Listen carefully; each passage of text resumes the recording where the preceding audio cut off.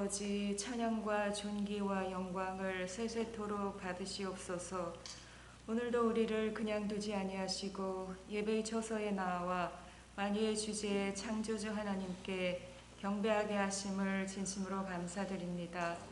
흑암의 권세 아래 있던 우리를 예수 그리스도의 귀한 빛 가운데로 이끌어내시고 사망의 그늘에서 두려움 가운데 거하던 우리를 생명길로 인도하여 주신 구원의 하나님께 또 참 감사를 드립니다. 하나님의 독생자 예수님께서 우리의 영원한 대제사장이 되어주셔서 십자가에서 해 받으시고 피 흘려주심으로 말미암아 우리의 모든 죄와 하나님의 진노에서 벗어나게 하시고 우리에게 양자의 영을 부어주셔서 하나님의 은혜의 보좌 앞에 담대히 나와 거룩하신 우리 하나님을 나의 아버지로 고백할 수 있는 놀라운 은혜 주심을 날마다 감사드립니다. 하오나 때론 우리의 마음이 굳어져서 이 하나님의 은혜를 가벼운 것으로 여기고 온전히 감사하지 못하고 육신의 소욕을 따라 살 때가 참 많은 주인임을 고백합니다. 불쌍히 여겨주시고 용서하여 주옵소서. 우리 자신에 대한 끊임없는 관심에서 벗어나지 못하고 속 좁은 우리를 하나님의 성전 삼아 주셔서 우리와 함께 하시기를 원하시는 그 이해할 수 없는 하나님의 사랑을 감사드립니다. 이제는 일용할 양식만을 구하며 탐심으로부터 우리의 마음을 지킬 수 있도록 도와주시고 그날의 믿음으로 하루하루 살게 하셔서 영적 교만에 빠지지 않도록 또 도와주시기를 바라고 기도합니다. 믿음의 대를 이어나갈 우리의 자녀들을 하나님께 올려드리기를 원합니다. 우리 대에 선한 일을 시작하신 하나님께서 우리 자녀들에게 성령을 충만하게 부어주시고 그리스도의 빛을 비추어 주셔서 세상과 구별된 자녀로서 빛과 소금으로 살아가기에 부족함이 없도록 축복하여 주시옵소서. 우리 트리니티 성도들 가운데 여러 가지 기도 제목으로 호소하는 기도를 하나님께서 들어주시고 우리가 미래를 예측할 수 없는 어려운 시기에 살고 있지만 오직 우리의 반석 되시는 예수 그리스도를 의뢰함으로 흔들리지 아니하고 담대하게 세상을 이길 수 있도록 또 인도하여 주시기를 간절히 바라고 원하고 기도합니다. 하나님 아버지, 우크라이나를 불쌍히 여겨 주시옵소서. 한 지도자의 탐욕으로 수많은 사람들이 목숨을 잃고 삶의 터전을 잃고 사랑하는 가족과 이별하는 고통 가운데 있습니다. 하나님의 공의가 그 땅에 이루어지게 하시고 하루속히 전쟁이 그칠 수 있도록 간섭하여 주시기를 또 간절히 기도합니다. 오늘도 단위에서 말씀을 증거하실 목사님 성령으로 충만하게 하여 주시고 늘 강건하게 붙들어 주셔서 기쁨으로 주신 사명을 잘 감당할 수 있도록 늘 은혜를 베풀어 주시옵소서. 이 시간 우리의 마음문을 열어주셔서 하나님의 말씀을 또 믿음으로 받을 수 있도록 도와주시기 원하옵고 감사드리며 예수 그리스도의 이름으로 기도합니다.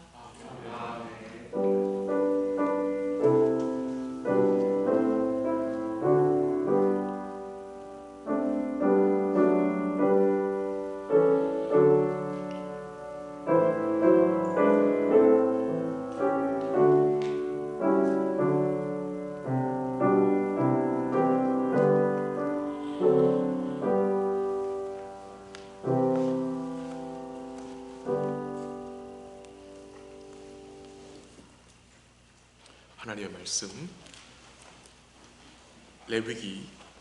레위기서 9장이 되겠습니다. 구약성경 레위기서 9장 1절에서 11절까지 한 주 교독하고요. 22절부터 24절까지 또 교독하기로 하겠습니다. 레위기서 9장 1절에서 11절 먼저 같이 교독합니다. 하나님 말씀입니다. 9장 1절 여덟째 날에 모세가 아론과 그의 아들들과 이스라엘 장로들을 불러다가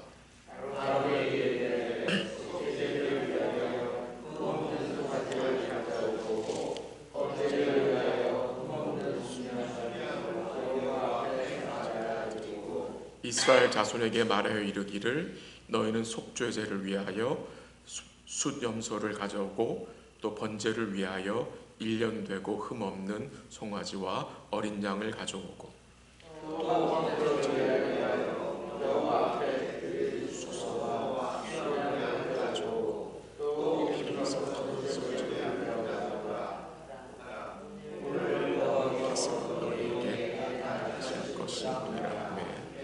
그들이 모세가 명령한 모든 것을 회막 앞으로 가져오고 온 회중이 나와 여호와 앞에 선지라.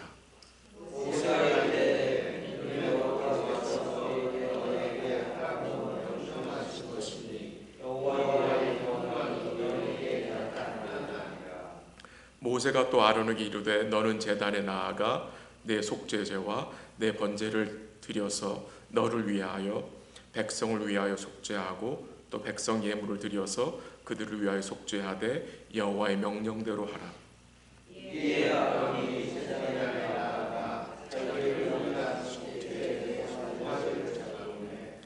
아론의 아들들이 그 피를 아론에게 가져오니 아론이 손가락으로 그 피를 찍어 제단 뿔들에 바르고 그 피는 제단 밑에 쏟고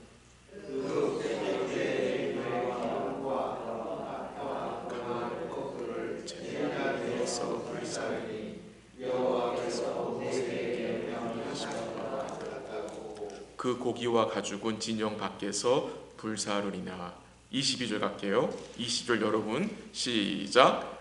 아론이 백성을 향하여 손을 들어 축복함으로 속죄제와 번제와 화목제를 마치고 내려오니라. 모세와 아론이 회막에 들어갔다가 나와서 백성에게 축복하며 여호와의 영광이 온 백성에게 나타나며 같이 하죠. 불이 여호와 앞에서 나와 제단 위에 번제물과 기름을 사른지라. 온 백성이 보고 소리 지르며 엎드렸더라. 아멘. 저희가 레위기 8장에서 대제사장과 제사장을 위임하는 내용을 지난 주일날 보았습니다. 이 위임식이 7일 동안 거행이 됐었는데요. 대제사장 아론에게 거룩한 옷을 입히고 그리고 기름을 붓고 기름을 발라 거룩하게 구별한 내용을 우리가 생각했습니다. 이 대제사장이 입혀진 옷들은 모두 그리스도와 그가 이루실 구원을 보여주는 것이라고 말씀드렸고요. 또 그 모습은 믿음으로 하나님의 아들들이 된 우리들에게 그리스도의 옷이 입혀진 것을 또한 예표해 준다고 말씀드렸습니다. 주님이 우리의 죄의 옷을 벗기시고 구원의 옷, 곧 의의 옷을 입혀주셨다는 말씀을 나누었습니다. 그리고 또한 모세가 이 관유, 기름을 가져다가 아론의 머리에 붓고 그에게 발라 거룩하게 했습니다. 그 관유를 붓는다는 말, 기름을 붓는다는 단어가 바로 메시아라는 단어라고 그랬습니다. 헬라어로는 그리스도입니다. 이 아론의 머리에 관유가 부어진 것은 앞으로 임하실 메시아, 곧 그리스도에게 기름이 부어질 것을 예표적으로 보여주는 것이라 그랬습니다. 그래서 그리스도의 기름이 부어지는 것은 그리스도에게 성령이 부어질 것을 증거해 준다고 말씀을 드렸습니다. 이 아론의 머리에 부어진 그 기름이 수염으로 흘러오기까지 흘러내립니다. 그리고 아론의 그 에봇에 붙인 그 흉패, 그 흉패의 12지파를 상징하는 그 보석이 있잖아요. 12가지 돌이 있잖아요. 거기에 기름이 흘러내리는 것은 하나님의 성령이 아론만이 아니라 이스라엘 백성에게도 임하는 것을 상징적으로 표현했다고 말씀을 드렸습니다. 그러면서 제가 말씀드린 내용이 우리 역시 그리스도를 통해서 성령이 부어진 자들이라고 그랬습니다. 성령의 기름 부으심이 우리에게 임했다고 말씀을 드렸습니다. 그래서 주를 믿는 성도들을 그리스도인이라고 부른다고 말씀을 드렸습니다.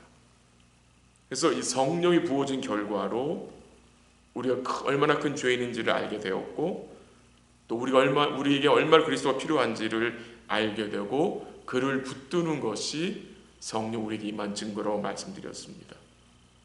그리스도로 옷 입혀지고 성령의 기름 부음 입은 것은 우리가 결국 왕 같은 제사장임을 증거하는 것이라고 말씀을 나눴습니다. 지난 주일 설교에 요약한 것입니다.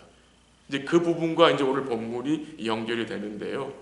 이 레위기 9장에서는 아론이 대제사장으로 위임을 받은 후에 첫 제사, 첫 예배를 드리는 내용입니다. 물론 아론이 위임식에서 제사를 드렸지만 이 위임을 받고 공식적으로 처음으로 드리는 제사입니다. 아론은 먼저 자기 자신을 위해서 제사를 드렸고 또한 백성들을 위하여 제사를 하나님께 드렸습니다. 오늘 우리가 좀 관심을 갖고 생각할 내용이 하나님이 모세를 통해서 그의 백성들 주신 약속인데 그 약속이 무엇이냐? 본문 4절 마지막 부분 한번 가보세요. 4절 마지막 부분 어떤 내용이 나옵니까? 오늘 여호와께서 너희에게 나타나실 것임이니라 라는 말씀입니다. 이 말씀이 6절 마지막에 나옵니다. 6절 마지막 가보세요. 여호와의 영광이 너희에게 나타나리라. 오늘 여호와께서 너희에게 나타날 것이다. 여호와의 영광이 너희에게 나타날 것이다. 이 오늘이란 단어가 4절에 나와요. 오늘. 이 오늘이 언제입니까, 여러분? 본문 1절에 보면 뭐라고 나와요? 여덟째 날이라고 그러죠. 여덟째 날. 8장과 연결 생각하면은 7일 동안 위임식을 끝난 다음 날. 그렇게 생각할 수 있죠. 7일간 위임식을 했으니까 여덟째 날이니까 위임식 끝난 다음 날. 그래서 여덟째 날은 또 어떤 날을 말하는 거냐? 첫날을 말하는 겁니다. 첫날. 레위기 23장 36절 한번 읽어 들어보세요. 이래 동안에 너희는 여호와께 화제를 드릴 것이요 여덟째 날에도 너희는 성회로 모여서 여호와께 화제로 드릴지니 이는 거룩한 대회라. 너희는 어떤 노동도 하지 말지니라. 이래 동안 화제를 드리고 여덟째 날에 성회로 모여서 거룩한 대회로 모여서 또 여호와께 화제를 드리라 그래요. 이 여덟째 날이 언제입니까, 여러분? 달력에 여덟째 날이 안 나오잖아요. 첫날입니다. 첫날. 여덟째 날에 첫날에 그 주의 첫날에 회중이 나와서 여호와 앞에 선 것입니다. 그 여덟째 날에 곧 그 주의 첫날에 속죄제와 번제와 화목제를 드리고 아론이 손을 들어 축복하며 하나님의 영광이 온 백성에 나타난 것입니다. 하나님의 영광이 언제 나타났어요? 여덟째 날에, 첫날에. 근데 원래 구약에서는 강조되는 날이 언제입니까, 여러분? 여덟째 날이 아니에요. 일곱째 날이에요. 안식일이에요. 구약에서는 안식일이 강조가 되잖아요. 7일째가 일곱 번째 날이 강조가 되잖아요. 근데 오늘 본문에 보면은 하나님의 영광이 일곱째 날이 아니라 여덟째 날에 나타났어요. 포인트는요, 하나님께서 구약에서 7일째 되는 날을 강조하셨지만 또한 구약에서 역시 하나님은 여덟째 날을 언급하셨다는 것입니다. 이 여덟째 날은 언제입니까? 첫날입니다.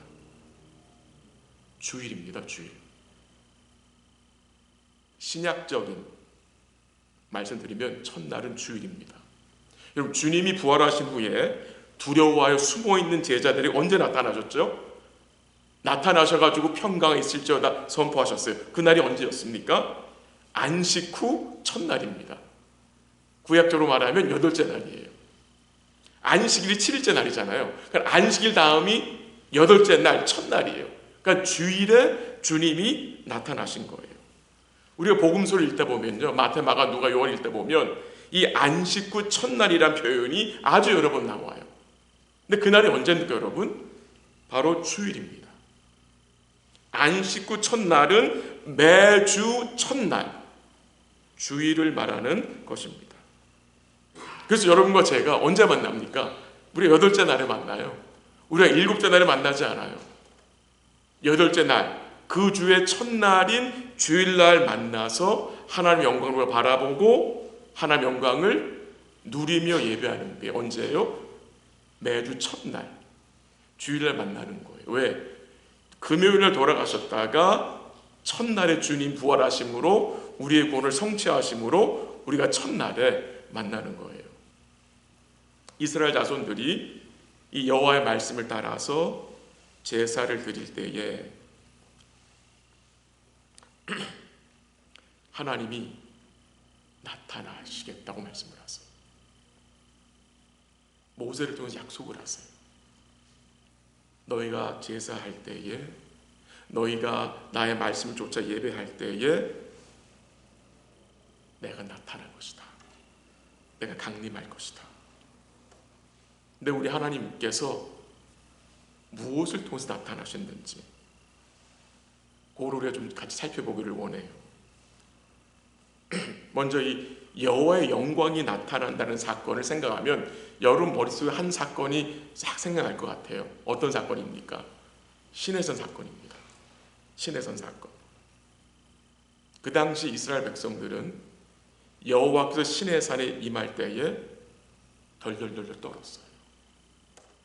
또한 하나님 모세를 통해서 이 백성들로 이 산에 올라오지 못하도록 경계선을 만들라고 했죠. 산에 절대로 오르지 못하게 했죠. 여러 차례 경고를 했어요. 이 산에 올라오면 어떻게 된다고 했어요? 반드시 죽임을 당할 것을 말씀하셨어요. 출애굽기 이제 19장 보면 나오는 내용인데요. 드디어 하나님이 셋째 날 아침에 시내산에 임해요. 여호와의 영광이 임하는 어떻게 임해요? 우레와 번개와 빽빽한 구름 가운데 임하고 나팔 소리가 매우 크게 들릴 때 이 백성들은 기뻐하면서 했나요? 어떻게 했나요? 무서워서 다 덜덜덜 떨었어요. 근데 이제 오늘 본문에 보면은 여호와의 영광이 임한다는데 이 백성들이 시내산 사건을 기억하지 않겠어요?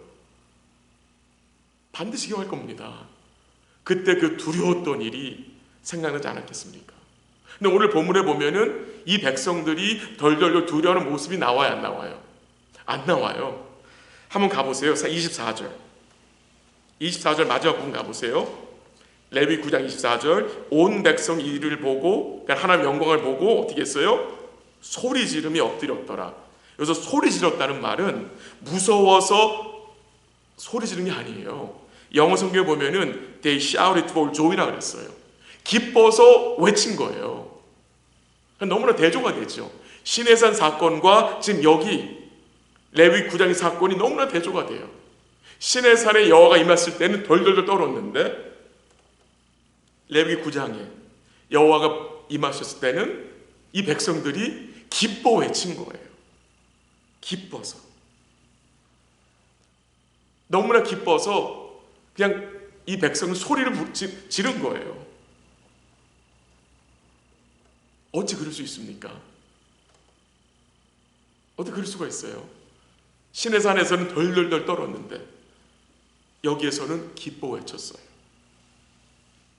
그것은 여호와 앞에 드려진 속죄제와 번제와 화목제 때문일 것입니다. 속죄제를 통해서 죄 사함을 받고 번제를 통해서 대속의 은혜를 기억하고 화목제를 통해서 하나님과의 관계가 회복됨을 누렸기 때문에 이 백성들이 덜덜덜 떠지 않고 주의 오심을, 주의 강림을 어떻게 받아들인 거예요? 기쁨으로 받아들인 거예요. 하나님이 하나님의 영광을 드러낸다고 했는데 오늘 본문에 보면 하나님의 자신의 영광을 무엇으로 드러냈죠? 불로. 그래서 24절에 불이 여호와 앞에 나와 제단 위에 번제물 기름을 사른지라라고 해요. 불로 나타나셨어요. 불로 하나님이 나타나셔가지고요. 그 번제단의 제물과 기름을 다 태웠어요. 근데 이 불이 여호와 앞에서 나왔다고 해요. 그 24절에 나오죠. 불이 여호와 앞에서 나와. 여호와 회막에서 나온 거예요. 불이. 주님의 임재가 있는 그 회막 안에서, 성막 안에서 불이 나와가지고 그 번제단에 있는 모든 번제물을 태워버린 거예요. 그 태웠다는 말은 이 백성들이 그 번제단을 어떻게 했다는 거예요? 번제물을 기쁘게 받으셨다는 의미도 되겠죠. 그래서 여호와의 영광이 뭐로? 불로 나타나셨어요. 하나님이 자신을 불로 드러내셨어요. 우리가 구약에 보면은 여러 차례 하나님은 자신을 불로 드러내신 때가 있었어요. 몇 가지 예를 들어볼까요?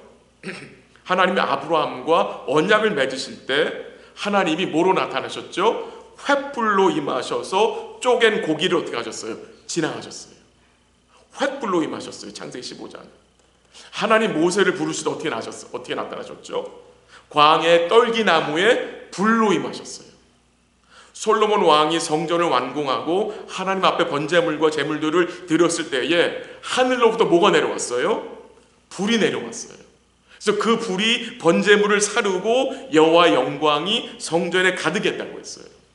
그래서 역대하 7장 3절을 보면 들어보세요. 이스라엘 모든 자손은 불이 내리는 것을 보고 돌을 깐 땅에 엎드려 경배하며 여호와께 감사함이 이르되 선하시도다 그의 인자하심이 영원하도다라고 이 백성들이 찬송했어요. 이 백성들이 여호와의 강림의 임하심을 불을 통해서 확신해낸 거죠. 여러분이 또 잘 아는 갈멜산의 엘리야 선지자 사건 아시죠? 이 엘리야 선지자가 바알의 선지자들과 대결을 할 때에 하나님 앞에 엘리야가 기도를 했을 때에 뭐가 임했죠? 불이 임했어요. 그 불이 임함을 통해서 여호와가 살아계신 참 하나님이심이 뭐했어요? 증거됐죠. 그래서 구약을 보면 여러 차례 하나님이 자신의 영광을 드러낼 때 사용하신 것이 뭐예요? 불이에요. 불. 그럼 우리가 신약 성경에 와서 여호와의 영광이 어떻게 나타났나요? 이 여호와의 영광이 하나님 되심을 어떻게 하나님 드러내셨나요? 예수님을 통해서. 예수님은 이 땅에 오셔서 하나님의 영광을 드러내신 것만이 아니라 중요한 사실은 예수님이 하나님 영광의 그 실체예요. 실체. 히브리서 1장 3절 들어보십시오. 이는 예수 그리스도는 하나님의 영광의 광채시요 그 본체의 형상이라 했어요. 예수님이 어떻다고요? 하나님의 영광의 광채, 그 본체의 형상. 이번에 한번 같이 가볼까요? 고린도후서 4장 한번 가보세요. 저 신약성경 고린도후서 4장 6절 289면 한번 가보세요. 289면. 고린도후서 4장 6절 289면. 이 구절은 여러분 성경에 아마 동그라미가 쳐줬으면 좋을 것 같아요. 굉장히 중요한 구절이라 고린도서 4장 6절 289면 같이 읽습니다. 시작. 어두운 데에 빛이 빛이라 말씀하시던 그 하나님께서 예수 그리스도의 얼굴에 있는 하나님의 영광을 아는 빛을 우리 마음에 비추셨느니라. 아멘. 하나님의 영광의 빛이 어디에 있어요? 예수 그리스도의 얼굴에. 예수 그리스도의 얼굴에 있는 하나님의 영광이라고 말하죠. 예수 그리스도의 얼굴에 있는 하나님 영광의 빛을 어디에 비추셨어요? 어디에 비추셨어요? 우리 마음에. 우리 마음에 이 빛이 비추어진 거예요. 하나님의 영광, 곧 하나님의 하나님 되심이 예수님을 통해서 우리에게 어떻게 된 거예요? 비추어진 거예요. 그러니까 하나님의 영광을 알기 위해서는 누구를 통해야 되는 거예요? 예수님이에요. 왜? 하나님의 영광의 빛이 어디에 있어요? 예수 그리스도의 얼굴에. 그 빛을, 그 영광의 빛을 우리에게 예수님이 비추어 주신 거예요. 그 어떤 것도 하나님의 영광의 빛을 비출 수가 없어요. 하나님의 영광의 그 자체이신 예수님만이 그 빛을 우리에게 뭐 할 수 있는 거예요? 비출 수 있는 거예요. 그래서 요한복음 1장 18절에 사도 요한이 뭐라고 증가합니까? 들어보세요. 1장 18절 본래 하나님을 본 사람이 없으되 아버지 품속에 있는 독생하신 하나님이 예수님이죠. 예수님이 그를 하나님 아버지의 영광을 우리에게 뭐한 거예요? 나타내셨다. 나타내셨다. 그래서 우리가 하나님의 영광을 뭐하는 거예요? 바랄 수 있는 거예요. 누릴 수 있는 거예요. 왜? 예수님이 우리 마음에 하나님 아버지의 영광의 빛을 비춰주셨기 때문에. 그 빛을 우리 마음에 비추기 위해서 예수님이 어떻게 하셨어요? 십자가에서 죽으신 거죠. 십자가에서 대속의 죽음을 당하신 거예요. 이 빛을 비추시기 위해서. 신명기 4장 23절 가보면요, 가진 마시고 들어보세요. 하나님이 어떤 걸 소개되느냐? 소멸하는 불로 소개돼요. 하나님이 consuming fire라고 했어요. 소멸하는 불. 참 무섭게 들리죠? 다 태워버리시는 하나님, 불로 소멸해서 하나님이신 것 같아요. 그 하나님이 예수님을, 그의 아들을 십자가에서 소멸하셨어요. 우리에게 이 빛을 비추시기 위해서. 그래서 예수님의 십자가는 하나님의 불에 태워지는 심판의 자리인 동시에 또한 그 예수의 십자가는 여러분과 저 죄인된 우리를 구원하시는 이 은혜의 도구가 되는 거잖아요. 또한 예수님이, 이 예수님의 은혜가 교회에 이 불로 임한 적이 있나요, 여러분? 혹시 기억나는 사건 있으세요? 언제 누가 뭐 말씀하신 것 같은데? 예, 오순절 성령 강림이에요. 오순절에 성령의 불이 눈에 보이게 임했어요. 사도행 2장에 보면. 근데 이 오순절 성령 강림은 반복적인 사건이 아니라 역사상 일회적인 사건이에요. 구약의 예언을 성취한 사건이에요. 근데 그 오순절에 성령이 어떻게 임했어요? 불의 혀같이 임했다 그랬어요. 불의 혀같이. 불이 혀 모양으로 나타난 거예요. 예수님께서 약속하신 성령을 교회에 보내신 거예요. 이 성령이 어떤 영이냐? 하나님의 영광의 영이에요. 영광의 영. 그 구약에서 약속하신 그 영광의 영을 예수님이 보내신 거예요. 그래서 베드로전서 4장 14절에 보면 이런 말씀 나와요. 너희가 그리스도의 이름으로 치욕을 받은 복이 있는 자로다. 영광의 영 곧 하나님의 영이 너희 위에 계십니다. 성령을 영광의 영이라고 말하고 있어요. 이 영광의 영이 어디에 있냐? 교회에 있어요. 여러분 저에게 임한 거예요. 이 영이 우리에게 임한 거예요. 그래서 제가 지난주에 말씀드린 내용이잖아요. 우리가 하나님 예수님을 통해서 기름 부음 받은 자라고 말씀을 드렸잖아요. 그래서 우리가 주를 믿게 된 거잖아요. 이 영광의 영이 우리에게 임했는데 이 영광의 영이 무슨 일을 하세요? 우리 안에서 우리를 거룩하게 하세요. 거룩하게.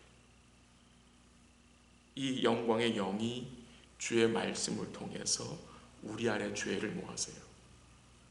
건수하세요. 태우세요. 태우시는 거예요. 우리의 심령을 부드럽게 하시고요. 우리로 주님을 닮아가게 하세요.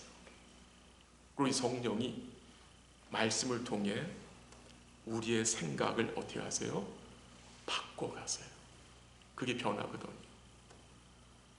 정말 참된 변화는 뭐의 변화입니까? 이 사상의 변화예요. 가치관의 변화예요. 복음은 우리의 가치관을 바꿔버려요. 바울이 주님을 만났을 때에 복음이 바울의 가치관을 변화시켜버렸어요. 거기서 참된 변화가 나오는 거잖아요. 이 성령은요, 주의 말씀을 통해 우리 심령을 어떻게 하세요? 뜨겁게 하세요. 뜨겁게 하세요. 어두워진 눈을 밝게 하시고요. 참 놀라운 사실은 이 성령은 말씀을 통해 우리 안에 있는 육신의 생각을 죽이도록 도우세요. 육신의 생각을 죽이도록 도울 뿐만 아니라 또한 다른 생각을 품게 하세요. 그 어떤 생각입니까? 영의 생각입니다. 그게 바로 복음적 가치관을 갖게 하심으로 마음에 뭘 누리게 하세요? 평안과 소망을 누리게 하세요. 이게 영광의 영 성령이 하시는 일이에요. 또한 이 성령이 주의 말씀을 통해서 우리 자신을 뭐하게 하세요? 부인하게 하세요. 참 놀라운 거죠. 그래서 뭐하게 하십니까? 여호와의 법에 굴복하게 하세요. 그 제자들이 예수의 말씀에 굴복하지 않았잖아요. 계속 자기들의 생각을 놓지 않고 계속 예수님 돌아가시는 그날까지 그 생각 가지고 있었는데 결국 어떻게 하십니까? 제자들의 그 잘못된 가치관을 어떻게 해요? 부인하게 하시고 하나님의 법에 굴복하게 하시는 거예요. 이런 은혜를 구약 백성들이 뭐를 통해 누립니까? 회막 앞에 나아가 제사를 드림으로, 예배를 드림으로. 이런 은혜를 우리가 어떻게 누립니까? 주님 앞에 나아가 주를 예배함으로 이 은혜를 누리는 거예요. 오늘 말씀을 정리하기 전에 오늘 본문에 나타나는 내용 중에 이 이스라엘 백성들이 모세와 아론을 통해서 하나님 앞에 서서 하나님 앞에 나아가서 제사를 통해서 하나님을 예배할 때에 그들 마음속에 이런 복된 반응이 있었는데 그 반응을 잠시 살펴보고 말씀을 정리할게요. 9장 24절 한번 가보십시오. 9장 24절. 레위 9장 24절 마지막 부분 가보세요. 한번 24절 같이 읽죠. 시작. 불이 여호와 앞에서 나와 제단 위에 번제물과 기름을 사른지라 온 백성이 이를 보고 소리 지르며 엎드렸더라. 잠시 나누고 싶은 내용은요, 그 마지막 동사예요. 어떤 동사입니까? 엎드렸더라. 엎드렸더라.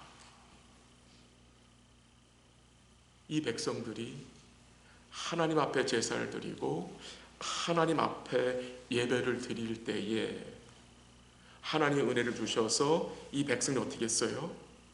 엎드렸어요. 엎드렸어요. 이 엎드렸다는 말은 무슨 말이겠습니까? 단순히 그 불이 무서워서 어이구 무서워 이게 아닐 거예요.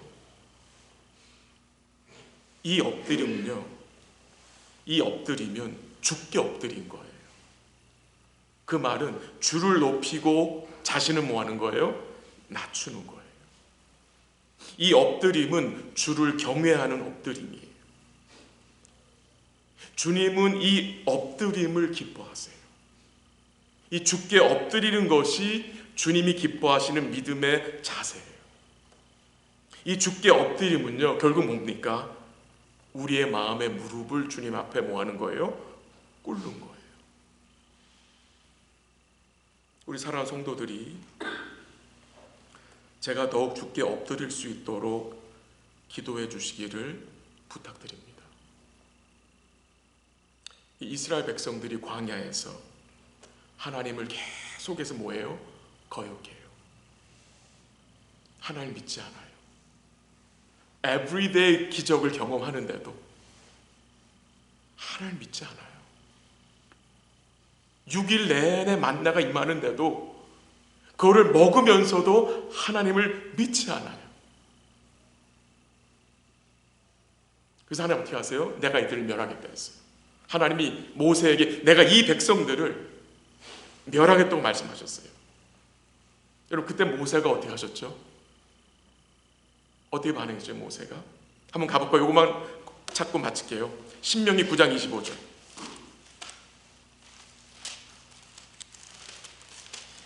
신명기 9장 25절. 277면입니다. 신명기 9장 25절. 한번 같이 읽을까요? 시작.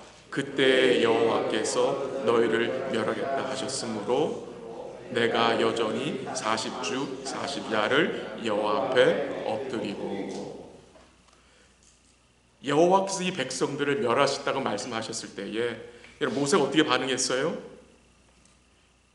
엎드렸어요. 어디에? 어디에 엎드렸어요? 어디에? 여호와 앞에. 우리의 삶과 우리의 가정과 교회를 위해 엎드림으로 주의 일을 감당하는 삶이 되기를 기도합니다. 우리 가정을 돌아보고 우리 주변을 돌아보면 다른 지체를 이렇게 보면 참 엎드릴 일이 많죠. 근데 우리는 엎드릴 때도 있지만 엎드림보다 우리 마음속에, 제 마음속에 이런 생각이 들어요. 왜 저럴까? 왜 변하지 않을까? 왜 하나님이 저 성도를 변하게 하지 않으실까? 그 생각이 더 드는 거예요. 근데 그 생각이 들면 기도하기 싫어져요. 엎드리기가 싫어져요.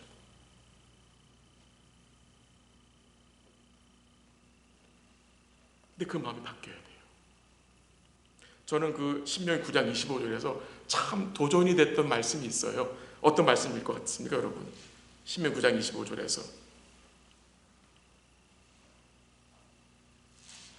여전입니다. 여전히. 이게 힘든 것 같아요. 내가 여전히 40주 40야를 여호와 앞에 엎드렸다. 여전히 3일 엎드렸다가 변하지 않는다고 포기하는 게 아니라, 일주일 해놓고 변하지 않았다고 포기하는 게 아니라 주께 여전히 엎드려 있는 삶이 여러분과 저에게 주님이 요구하는 삶이라고 생각이 됩니다. 우리가 왕같은 제사장을 부르심 받았잖아요. 이 제사장의 직무 중에 하나가 뭡니까? 엎드림이에요. 엎드림. 우리 사랑하는 성도들이 남은 주간을 주께 엎드리되 여전히 엎드림으로, 여전히 그런 복된 삶이 됐으면 좋겠습니다. 주의 은혜에 기뻐 외치는 것도 필요하지만 동시에 주님 앞에 엎드리는 것. 근데 어떻게 해요? 여전히 엎드려 있어야 돼요. 이런 복된 삶이 우리 모두의 삶이 될 수 있기를 주의 이름으로 간절히 기도합니다. 잠시 기도하는데요. 기도 잠시 나눌게요. 우리 자신들을 위해서 한번 같이 기도하면 좋을 것 같아요. 나의 가정과 내 자신과 나의 남편과 나의 아내, 또 우리 자녀들을 위해서, 또 함께하는 우리 지체들을 위해서 우리 어떻게 반응해야 되느냐? 여전히 엎드림으로, 여전히 엎드림으로 우리가 반응할 수 있기를 기도하고요. 우리 우크라이나 전쟁을 계속해서 기도 부탁을 드립니다. 제가 좀 뉴스를 보면서 또 기독교 방송 신문을 보면서 좀 은혜가 된 내용인데요. 우크라이나 성도 중에 이런 성도들이 있어요. 전쟁 중에 주님을 섬길 수 있는 마음을 달라고 구하는 성도들이 있대요. 너무나 귀하죠. 속히 전쟁이 그칠 수 있도록 기도하시고요. 이 우크라이나 성도들이 전쟁 중에 여전히 엎드릴 수 있도록, 여전히 주를 예배하며 주께 소망을 여전히 두고 살 수 있도록 기도 부탁을 드리고요. 다시 그들이 일상으로 돌아올 수 있도록, 일상으로 돌아오도 참 얼마나 많은 회복이 필요하겠습니까? 여러 가지 많은 어려움이 있겠지만 속히 돌아올 수 있도록 도우시고, 생필품과 구호식품들이 고통 중에 있는 자녀들과 그 백성들에게, 또 성도들에게 잘 전달될 수 있도록 기도 부탁을 드리고요. 특별히 주의 몸된 교회들이, 성도들이, 주의 종들이 이 어려운 시간에 주를 의지하여서 주님 평안과 기쁨과 위로와 소망을 충분히 풍성히 누릴 수 있도록 기도 부탁을 드리고요. 그리고 요번에 온 손낙주 선교사님 기도 제목을 제가 알려드릴게요. 요번 학기에도 중국 유학생 중에 주를 만난 분이 계시대요. 너무나 감사를 드리고, 또 감사한 것은 성경 공부 매주 하는 그 모임에 믿지 않는 학생들이 오고 있대요. 그 믿지 않는 학생들이 목사님을 통해서 말씀을 듣고 복음을 듣고 주님을 영접할 수 있도록 기도 부탁을 드리고요. 더 많은 동역자들이 이 일에 동참하고요. 그 지역에 있는 교회들이 이 에모리 대학 선교를 위해서, 복음화를 위해서 교회들이 좀 힘을 내서 동참할 수 있도록 기도를 부탁을 했습니다.